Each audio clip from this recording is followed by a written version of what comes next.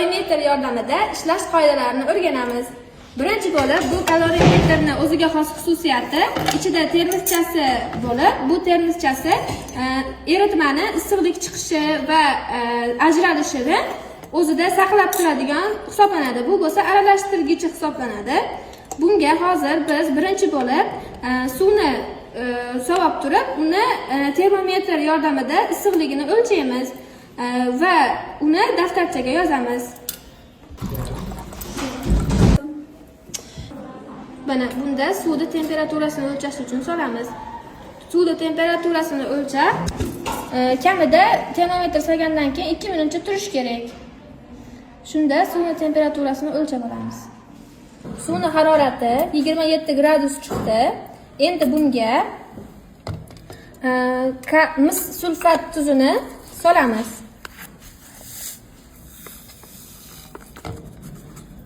Mis sulfat tuzi 3 gram tortilgan.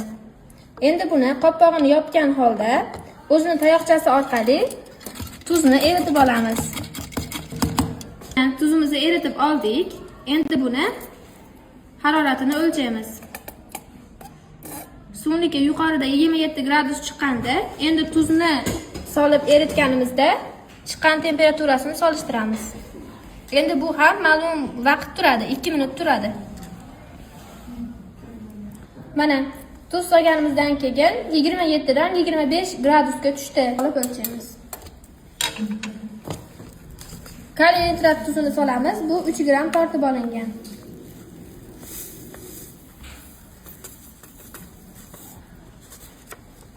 Solib oldik. Endi uni maxsus tayoqchasi orqali eritamiz.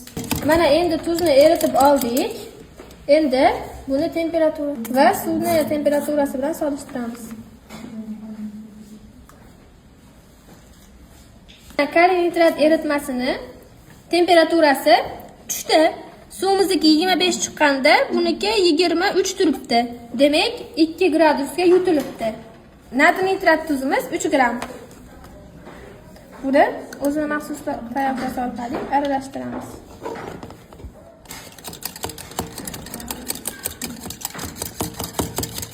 Nitrat tuzimizni eritib oldik. Endi buni temperaturasini o'lchaymiz.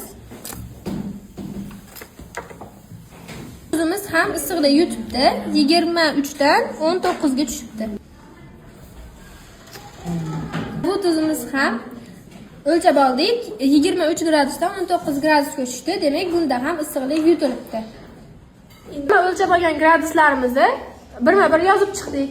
Bunda masalan natr nitratni suvdagi holati va tuzdagi holati temperaturalarini solishtirishligimiz mumkin. Shundan ko'rinib turibdiki, qaysi tuzimizda issiqlik yutildi, qaysi tuzimizda issiqlik ajralib chiqdi. Buni bilib olishligimiz mumkin.